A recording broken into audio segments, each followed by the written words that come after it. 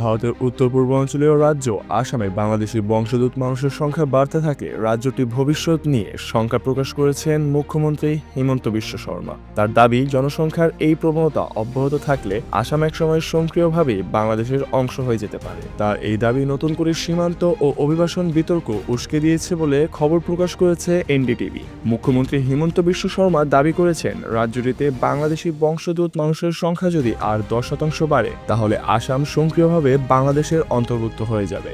মঙ্গলবার একটি সরকারি অনুষ্ঠানের পর সাংবাদিকদের সঙ্গে কথা বলতে গিয়ে তিনি বলেন, গত 5 বছর ধরেই তিনি এই বিষয়টি নিয়ে সতর্ক করে আসছেন। বাংলাদেশের এক নেতা উত্তর পূর্ব ভারতকে বাংলাদেশের সঙ্গে যুক্ত করার মন্তব্য প্রসঙ্গে প্রশ্ন করা হলে হিমন্ত বিশ্ব শর্মা বলেন, আসামের বর্তমান জনসংখ্যার 40%ই বাংলাদেশি বংশোদ্ভূত। যদি এই সংখ্যা আরো 10% বাড়ে তাহলে আমরা সক্রিয়ভাবে অন্তর্ভুক্ত হয়ে যাব বাংলাদেশের সঙ্গে। তিনি আরো বলেন, এই কারণেই আমি গত 5 বছর ধরে বিষয়টি নিয়ে জোরালোভাবে কথা বলে যাচ্ছি।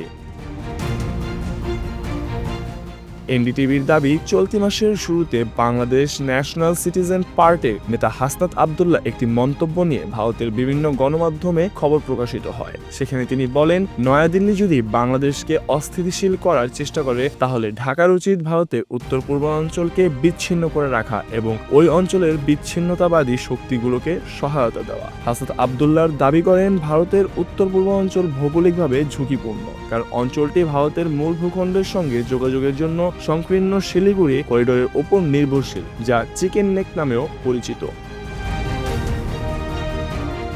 ভারতের মূল ভূখণ্ড থেকে উত্তর পূর্বাঞ্চলীয় রাজ্যগুলোকে বিচ্ছিন্ন করার বিষয়ে সাম্প্রতিক যে বক্তব্যগুলো ঘিরে কড়া প্রতিক্রিয়া জানিয়েছেন মুখ্যমন্ত্রী হিমন্ত শর্মা। তিনি বলেন, এই ধরনের হুমকি ভারত সহ্য করবে না। তার দাবি, বাংলাদেশের নেতারা যদি ভারতের মূল ভূখণ্ড থেকে উত্তর পূর্বাঞ্চল বিচ্ছিন্ন করার হুমকি দিয়ে থাকে তাহলে দিল্লি আর বেশি দিন চুপ থাকবে না। হিমন্ত বিশ্ব শর্মা সে সময় বলেন, বাংলাদেশ থেকে বরাবর বলা হচ্ছে উত্তর পূর্বাঞ্চলকে আলাদা করে সেই দেশের সঙ্গে যুক্ত করা উচিত। বাংলাদেশ এমনটা কল্পনাও করতে পারে না, এটা সম্পূর্ণই ভুল।